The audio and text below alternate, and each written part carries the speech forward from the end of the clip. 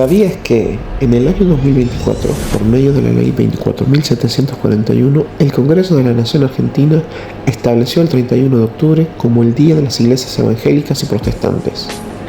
Esta fecha conmemora el día en que Martín Lutero presentó las 95 tesis en 1517, marcando el inicio de la Reforma Protestante.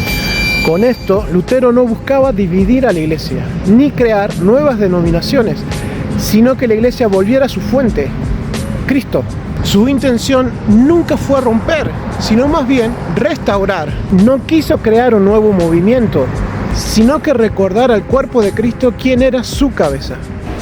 Y pensaba, quizás hoy estamos viviendo otro tipo de reforma, no una reforma de doctrina, sino una reforma del entendimiento.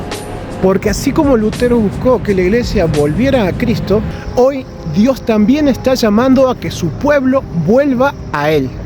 Pero desde otro lugar, desde la renovación de nuestra mente. En el tiempo de Pablo, algunos decían, yo soy de Pablo, otros yo soy de Apolo. Y Pablo les dijo, ¿acaso Cristo está dividido? Y si lo pensamos, hoy hacemos exactamente lo mismo. Solo cambian los nombres. Algunos dicen soy protestante, otros soy adventista, bautista, pentecostal y podemos seguir con una larga lista. ¿Sabías que, según el Centro para el Estudio del Cristianismo Global, existen más de 44.000 denominaciones cristianas? Sí, como acabas de escuchar. Y según el movimiento de Lausana, ese número subió a más de 47.300 en 2023. La causa, la diferencia en interpretación teológica, en práctica, en liderazgo, en cómo cada grupo fue tomando lo que más le convenía.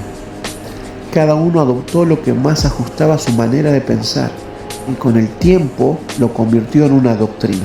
Pero cuando eso pasa, dejamos de poner la mirada en Cristo y empezamos a seguir pensamientos humanos. Y cuando dejamos que los pensamientos humanos se vuelvan más importantes que la revelación de Dios, nos ponemos a nosotros en el centro. Y cuando el hombre vuelve a ser el centro, Cristo deja de serlo. El ser humano siempre buscó la comodidad. Esto no es algo nuevo. En el Antiguo Testamento, cuando Dios le habló directamente a su pueblo, ellos tuvieron miedo. Le dijeron a Moisés, anda vos y habla con Dios. Y después nos contás qué fue lo que Dios te dijo. Solo querían la bendición, pero sin el costo de la transformación. Y esto sigue pasando. Hoy hay muchos que prefieren que otros vivan lo que Dios pide, que otros hablen con Él y luego le resuman el mensaje el domingo. Pero el llamado de Cristo no es que lo escuchemos por un intermediario. Nos llamó a volver a Él y eso implica algo más profundo, que Él transforme nuestra manera de pensar. Romanos 12:2 dice, no se conformen a este siglo, sino transfórmense mediante la renovación de su mente. Y eso no es solo una metáfora, es algo real, es espiritual, pero también físico. Hoy la ciencia lo demuestra, nuestro cerebro tiene la capacidad de recrearse y crear nuevas conexiones. Eso se llama neurogénesis y neuroplasticidad. Lo impresionante es que eso pasa cuando cambiamos nuestra manera de pensar, cuando aprendemos, cuando renovamos nuestra mente. Romanos 12:2 es ahora una verdad que entendemos con mayor profundidad. Y lo que Pablo escribió hace casi 2000 años, hoy la ciencia puede explicarlo. Dios nos diseñó para poder ser transformados. No estamos condenados a pensar igual toda la vida.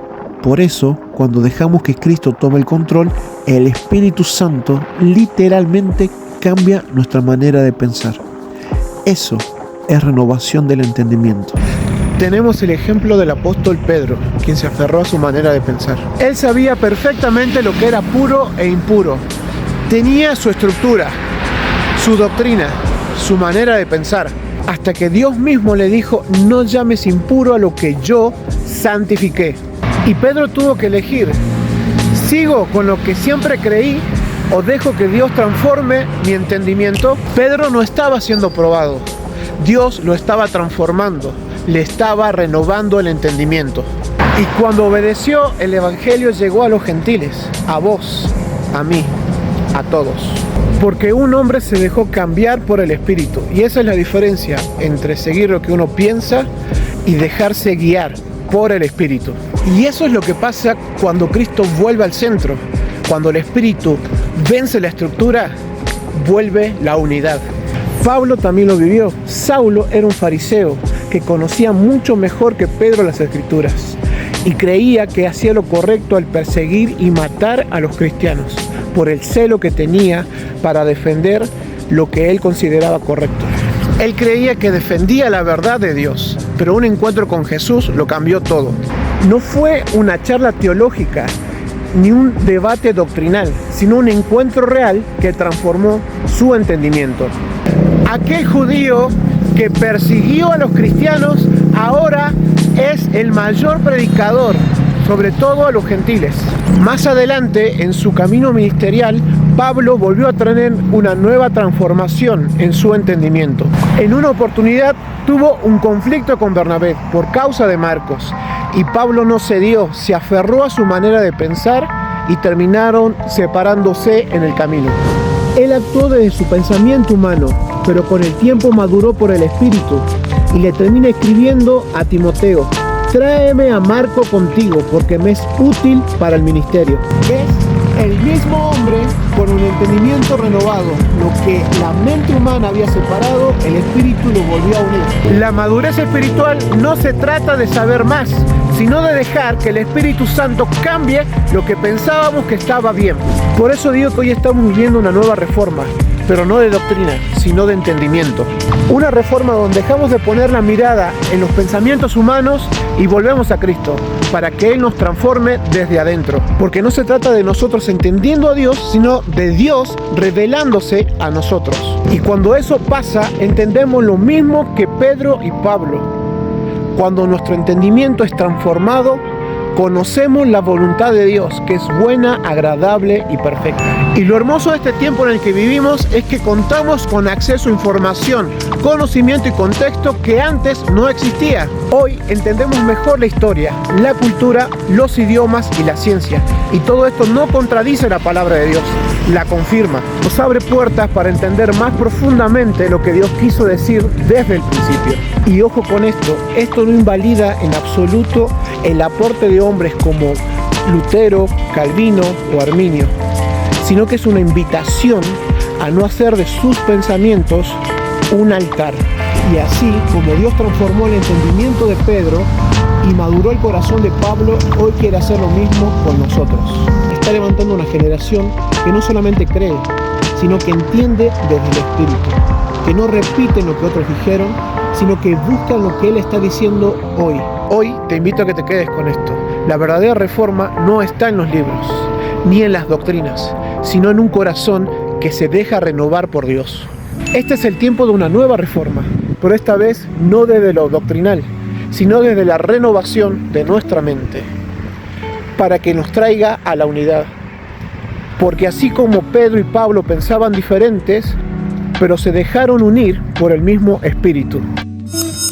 Y esta fue la oración de Jesús. No ruego solo por estos, sino también por los que van a creer en mí, por medio del mensaje de ellos. Te ruego que todos estén unidos.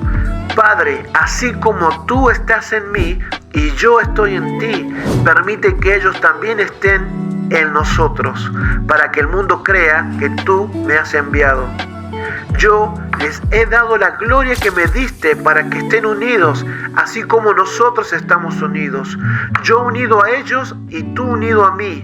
Permite que ellos lleguen a la perfección y la unidad. Así el mundo reconocerá que tú me enviaste y que los amas a ellos tal como me amas a mí. En conclusión, cuando dejamos que Dios renueve nuestro entendimiento y transforma nuestra manera de pensar, entendemos que su voluntad es que su iglesia, su cuerpo, permanezca en unidad, para que el mundo crea en Él. No se trata de nosotros, sino de Cristo en nosotros. Y así, como nuestro cuerpo tiene muchas partes y cada una desempeña una tarea diferente, así sucede en la iglesia. Somos muchos miembros, pero formamos un solo cuerpo, y entre nosotros hay una dependencia mutua.